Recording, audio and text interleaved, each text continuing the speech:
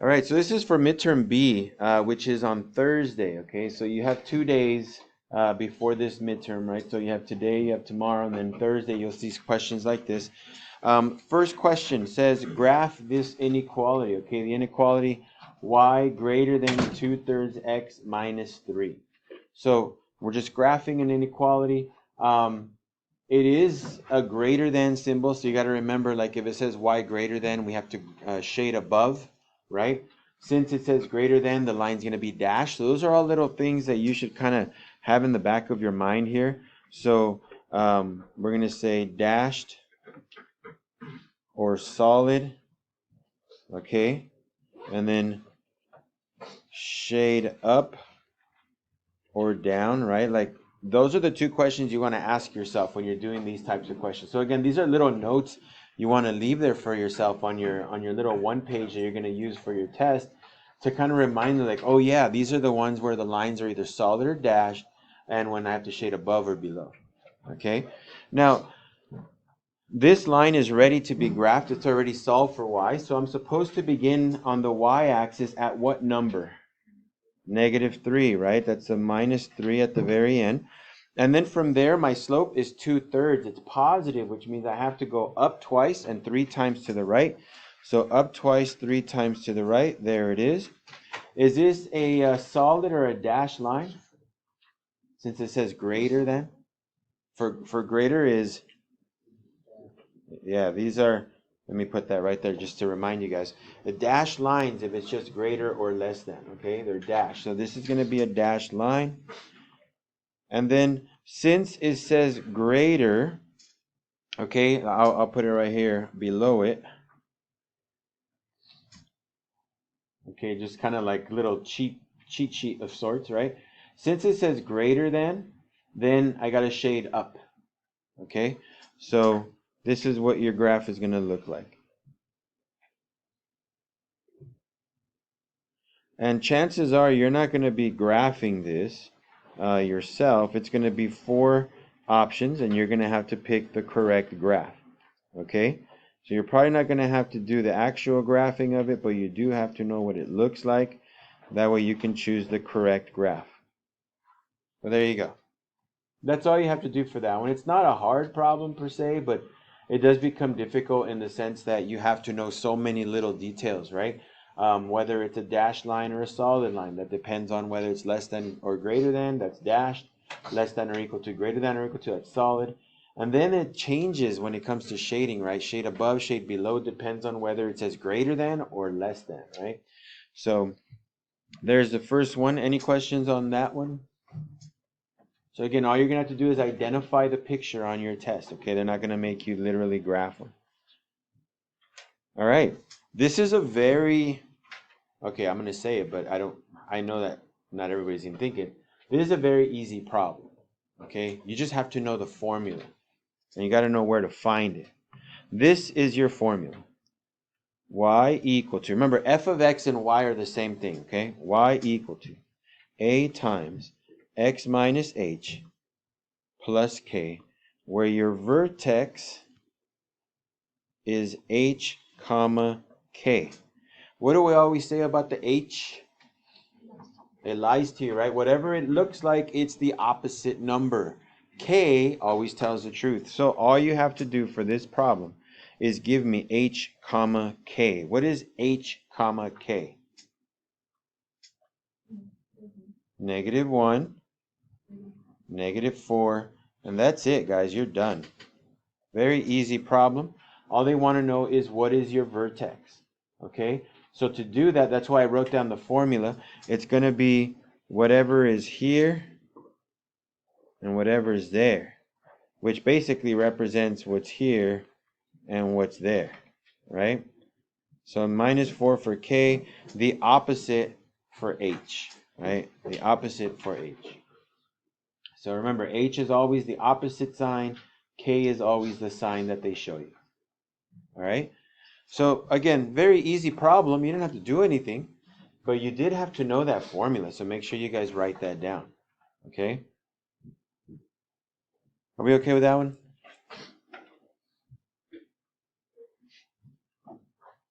All right, number 3, describe the movements for this. So how does it move?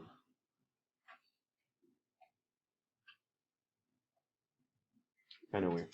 Anyway, I'm going to have to edit all that out when I do the recording. But anyway, yeah, this just brings back old memories, like good memories of seeing old things that I used to purchase.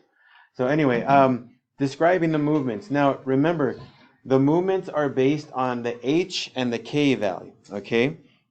I don't know if I can kind of give you a quick reminder of this, but H, okay, it goes left if it looks positive.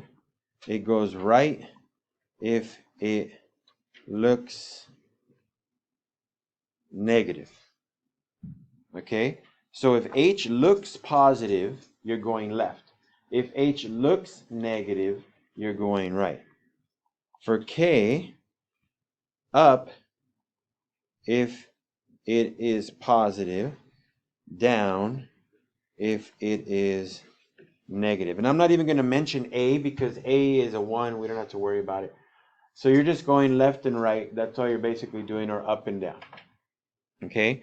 So when you guys take this on quizzes, you're going to have to choose all that apply. So there's going to be 4 options. You get to pick 2. Okay? You're going to want to pick the one, like let's say this was the problem. You're going to say it moves 3 times to the what? To the left, right? And then it moves 2 times which way? Down, right? So there you go. That's all we need to do. So a very easy thing to answer, but again, a lot of details you guys have to know, okay? So if you know the details, then great. If you don't know the details, then it kind of just, it's kind of hard to just guess it, right?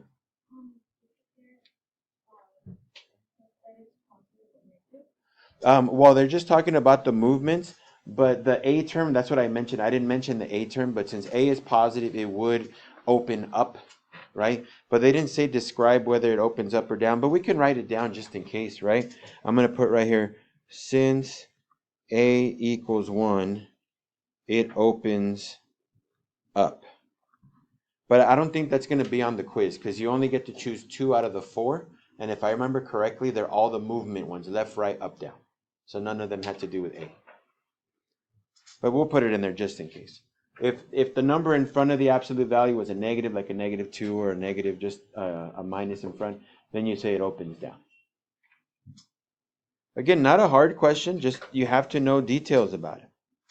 Now, number 4 is just the opposite of what we did, but this one does include the A term. Okay? Notice how I think it said it opens down, right?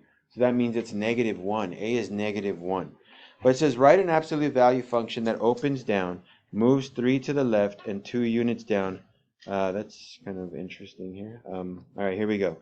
Y equal to A absolute value x minus h plus k. All right. So they say that it opens down. So if it opens down, that means A is equal to -1. Okay. So y is equal to -1. And then I'm going to put absolute value x, 3 units to the left. What does h look like if it says 3 units to the left? +3, so +3. And then 2 units down, -2. And that's it, that's all you have to do. So not a hard question, but again, you got to know your formulas, you got to know how to apply that information. And all the information we use there basically comes from the previous problem. Remember, if you need more information on this, look at your chapter 2, look for graphing absolute value functions. I'm sure somewhere right there, there's a list of everything in detail of what it all means, H, K, A, all that stuff, okay? And if you want to know where to find it, you go to Google Classroom, under class work, go to notes, video, and homework section, look for section, I think it's, let's find out. It's section 2. to 5. Yeah, so the meaning of A, the meaning of H, the meaning of K, the vertex, okay? Section 2.5 if you really want to know all of it, okay? So, all right. This one just says subtract the two functions. I know a lot of you guys had trouble with this because you guys kept thinking that you had to distribute the x. But remember, it has nothing to do with distributing the x in terms of like how you do these problems. F minus g of x basically means f of x minus g of x. Now, I didn't distribute it, but I understand how some people think I did that. It's just a definition. F minus g of x just means get f of x and subtract g of x, okay? F of x is 2x minus 3, okay? That's f of x. Minus g of x, that's negative 4x plus 5. That's f of x minus g of x. Okay, f of x is 2x minus 3. G of x is negative 4x plus 5. Now I do have to distribute that negative in here, okay? This is going to have to distribute this way. So this is just 2x minus 3 plus 4x minus 5. All right, so this would be minus 5 right here. All right, so 2x plus 4x, that's 6x. Negative 3 minus 5 is negative 8. And you're done. Okay? So that's all you have to do for that one.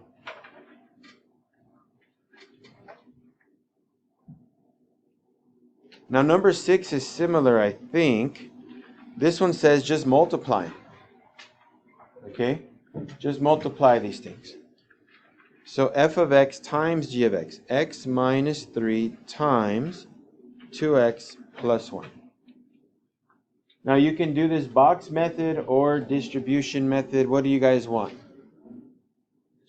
Distribution? All right, we'll do distribution. So we're going to do this first, okay? So x times 2x, that's 2x squared. X times 1, that's positive 1x.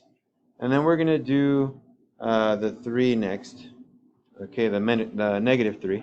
So that's going to be negative 3 times 2x is negative 6x. Negative 3 times 1 is negative 3. So we get 2x squared. X minus 6x, that's minus 5x minus 3, and you're done. Okay. Again, you can do this box method and it works the same. So either way it makes you feel more comfortable, do it that way. Well, there's number 6.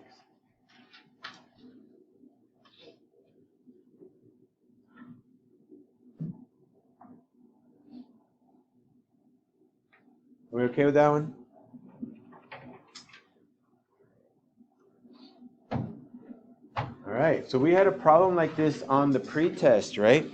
A lot of people got it right, but a lot of people still are doing the same thing where they plug in a number and they don't do anything with it. To write it down? Okay.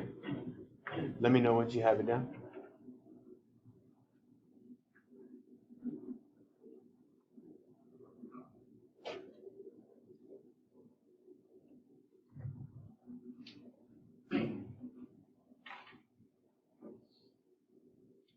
All right.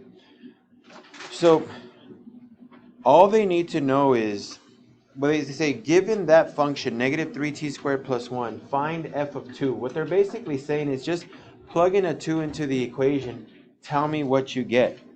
So f of 2 means negative 3 times 2 squared plus 1. That's what they want you to do. Just plug in the 2 and then work it out.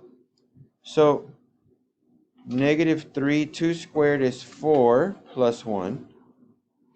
Negative 3 times 4, that's negative 12 plus 1. And negative 12 plus 1 is negative 11. This is the answer they're going to want on the quizzes thing, okay? They're going to want that.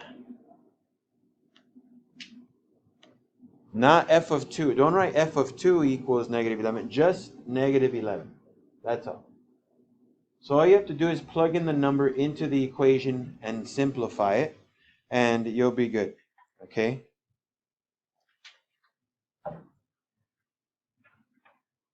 And just be very careful with your calculator, you know, make sure that you're doing this in the order of operations. So you got to do the exponents first. So 2 squared is 4, and then do your multiplication next. Negative 3 times 4 is negative 12. And then you do your addition. All right, let's go to domain and range. I'm going to kind of leave that up there for a couple, maybe for a minute or so. Just so you know, this point right here is negative 2, 3. And this point over here is 4, 4. And it goes as low as, I guess we can put a point right here.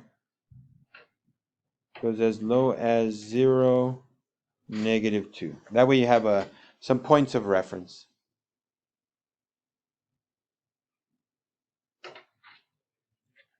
Remember, domain and range doesn't require you to calculate anything. You're just saying, okay, for domain, how far left, how far right did it go? And then for range, how low did it go, how high did it go? You'll notice if they have arrowheads at the end, usually there's infinities involved. If there's just points at the end, then usually there's like a number at the end, no infinities. Remember the brackets, the square parentheses mean that you include the number. The parentheses means the numbers are not included. Okay? I'll give you another minute just in case you're copying it down.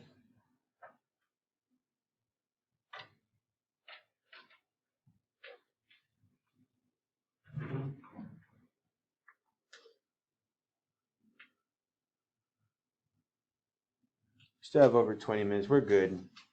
Not too much of a rush. Like I said, we weren't killing too much time discussing things you had to do for tomorrow and homework and all that stuff. So, all right. So let's do domain first. How far to the left does it go?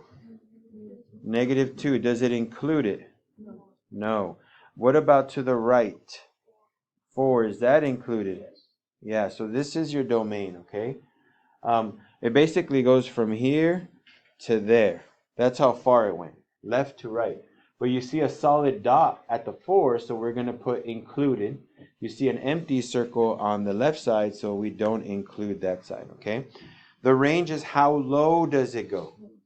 So negative 2 is going to be as low as it goes, right? So we're starting from here, and then how high does it go? Not infinity, because there's no arrowhead. So since there's a dot, where does it stop? To a positive 4, right?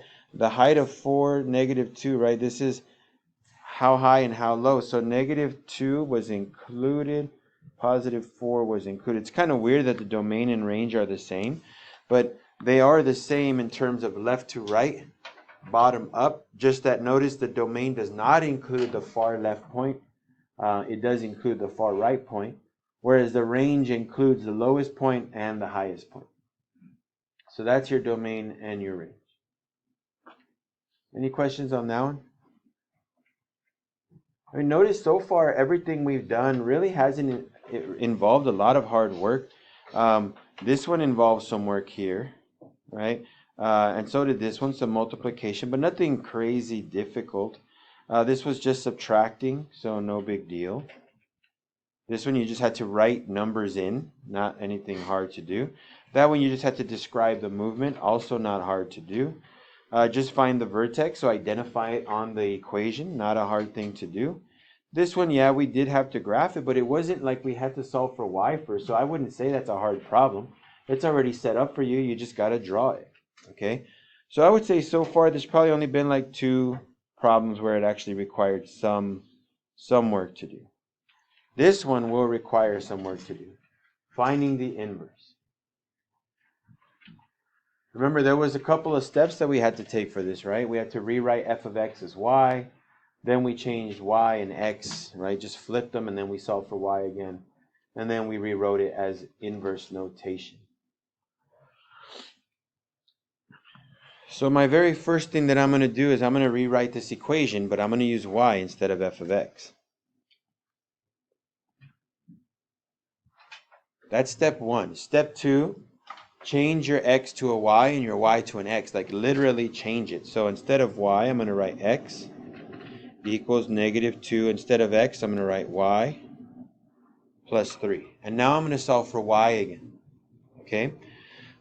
So let's subtract 3 on both sides first. So that's x minus 3 is equal to negative 2y. And then I'm going to divide everything by negative 2. So I get negative half x plus 3 halves is equal to y. And I'm basically done, but they want you guys to rewrite the y as an inverse notation. Well, we used f of x in the beginning, so I'm going to use f inverse of x. So f inverse of x is negative half x plus 3 halves.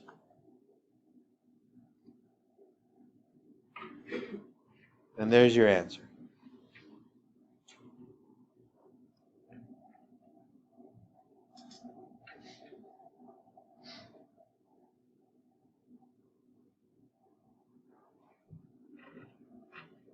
We got 3 more to go. I'm assuming these are all going to be like substitution, elimination, maybe a word problem. If there's a word problem, if you don't want to write it down, that's okay, and you can always just look at the notes later. I don't remember if I put one. Let's see. Nope, I didn't see any word problems. So I guess that's good.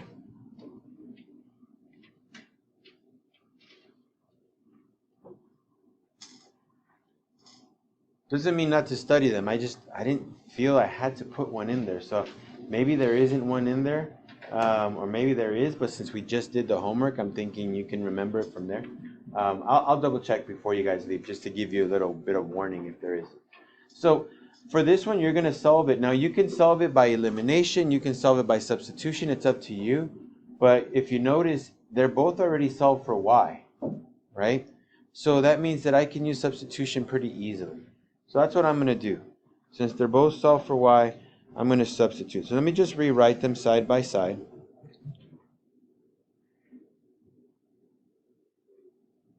And I'm going to get the second equation that's solved for y. And I'm going to plug that in over here to this side. Again, I'm going to use a green color to signify that that is being substituted in. So that's negative 2x plus 4 equals to 3x plus 6. Now again, I like moving the smaller of the two variables, so that minus 2x, I'm going to add it to both sides. So I get 4 is equal to 5x plus 6. Okay, so I added 2x to both sides. That gives me 4 equal to 5x plus 6. Now I'm going to subtract 6 on both sides.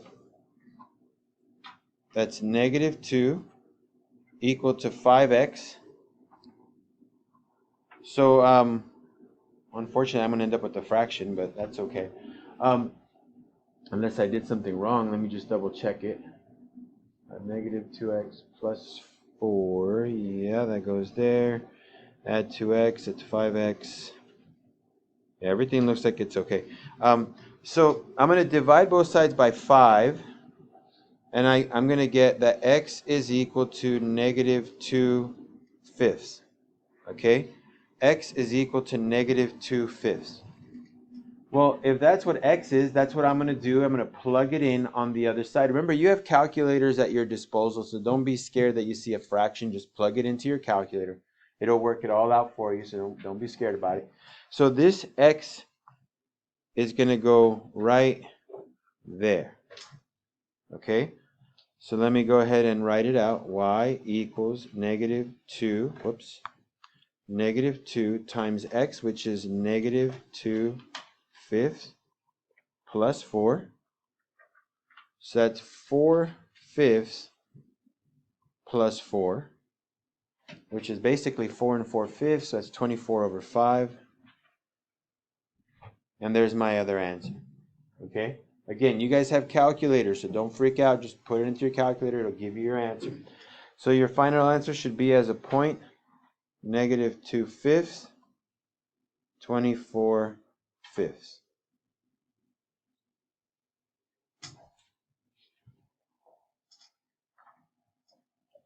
So good that I showed you a fraction problem, because that means if you get one that's not fraction in your quiz, then that means you got an easier one. If not, at least we did one that was a little more complicated. But again, just use your calculator. You should be good. Okay? Questions on that one for substitution? Remember, substitution, you get both equations side by side. You solve for one letter or the other. If they already solved one for you, great. Use that one. Plug it into the other equation. Work it out so you find one answer, which we found x equal to negative 2/5. Get that answer, plug it back into your original equation that you used, and that should give you the other variable. Okay, and then just write your answer as a point. All right, here's another one. I'm just curious. Okay. So this is not solved for x or y. I could solve for x on the first one if I wanted to use substitution again. But let's try an elimination problem just to make sure that we know how to do that too, just in case you want to do elimination.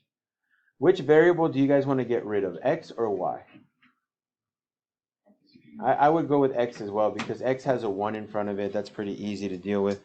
So I'm going to go ahead and I'm going to multiply by these two numbers right here, by the 1, that's going to multiply right here, and the x, the 2, I mean, sorry, not the x, that'll multiply there. Okay, so a 2 goes up here, a 1 goes there. That comes from that number right there. So if I multiply the top equation, I get 2x plus 6y equals 12. Remember, you do a big distribution, right? The 2 multiplies every number on top. So 2 times 1, 2 times 3, and 2 times 6. And then on the bottom, 1 times 2, that's 2x. 1 times negative 4, that's negative 4y. And 1 times 10, that's 10. What do I do to get rid of my x's? I'll subtract. Yeah, minus this thing, right? So subtract it. So 2x minus 2x is 0. 6y minus negative 4y, what is that? That's 10y. Yeah, 10y. And 12 minus 10, that's 2. So I got to divide both sides by 10. That gives me 2 over 10, or 1/5. Again, it's a fraction. It's possible. Don't worry about it. So we know that y is 1/5. Okay? So if y is 1/5, then that means I get to plug the y into any equation. So which equation would you guys like me to plug it into, top or bottom? The top one. All right, so let's use the top one here.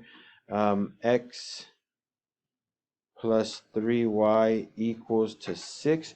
And this y value is going to go right there. Okay, so x plus 3 times 1/5 is equal to 6. X plus 3/5 is equal to 6. If I subtract 3/5 on both sides, again, you guys have calculators, so don't worry, you can use your calculators. So x is equal to 6 minus 3/5 is 5 2/5, which is 27 over 5. So now you have your answer. X is 27 over 5. Y is 1/5. So let me write down the answer. 27 over 5, comma, 1/5. And there you go. Again, just because it's fractions, it doesn't mean it's wrong. Okay? If this was 6th grade, yeah, most likely you did something wrong, because normally we don't have fractional answers in like late elementary school years, right? But once you get to like middle school, fractions start to become a little bit more common. In high school, a lot more common. So, any questions on that one? So that's elimination with multiplication. If you don't have to multiply, that's fine. Remember, the way you know you don't multiply is either the x's will have the same similar number and y will have like a similar number. So maybe our original problem would have said 3y and negative 3y. So then you could just add them and they'll cancel out. But if they don't have any matching coefficients, the x's or the y's, then you're going to have to multiply first. All right, we got one more. So part A is pretty easy. Okay, but part B is a little bit tougher. So part A, is 2, negative 1, the point 2, negative 1, is it a solution to this problem? Now remember, where were my solutions? What color signified it based on my highlighting? The green. So in other words, what I'm saying is that point in the green area? So look at the point. It's right here. Not in the green area, right? This is why I tell you guys, you got to be real careful when you do your graphs, because if they ask you, is this point in there? You got to be able to identify, well, where are my answers, right?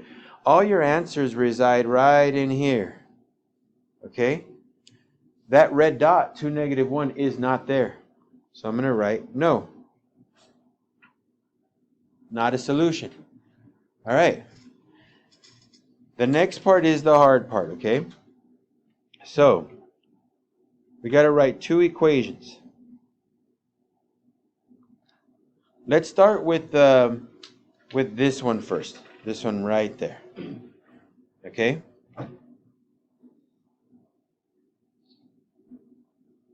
It's supposed to look like this, but it's an inequality. Okay? So here's the first question I'm going to ask myself. I'm going to have the y no matter what. Is the line solid or dashed? Say again? Solid line. So if it's a solid line, that means it's or equal to. Now, is it shading above or below? So look at that line. This line right here, okay, I'm going to kind of erase that right now. But that line right there, is it shaded above it or below it? So all this right here, isn't that below it? Yeah, right? So I'm going to write less than or equal to, because it's a solid line shaded below. Okay? Now, what is my slope? Well, I have to go down twice and once to the right. Down twice and once to the right. So negative 2 over 1 x. And where does it cross the y-axis? At negative 2. So your answer for that one is y less than or equal to negative 2x minus 2. That's one of them. We got to do both. Okay? That's one of them. Now let's do the other equation. This one right here. So y equals mx plus b. We're almost done. We just got to finish this and we're finished. So the y is going to stay no matter what. Now look at your line. Is it solid or dashed? Dashed. So that means it's either less than or greater than. Okay? Is it shaded above it or below it? Below it. So that makes it a less than. Okay? Not less than or equal to, because the line is dashed. Now I need my slope. Look at the green dots that I put for you up there. That's 1 up, 1 over. 1 up, 1 over. So what's my slope? It's 1 and then x, right? 1 over 1, I'm just going to write that, x. And where does it cross the y-axis? The dash, yeah, at 1. So let me just write my answer. Y less than x plus 1. And those are the two equations that represent that graph.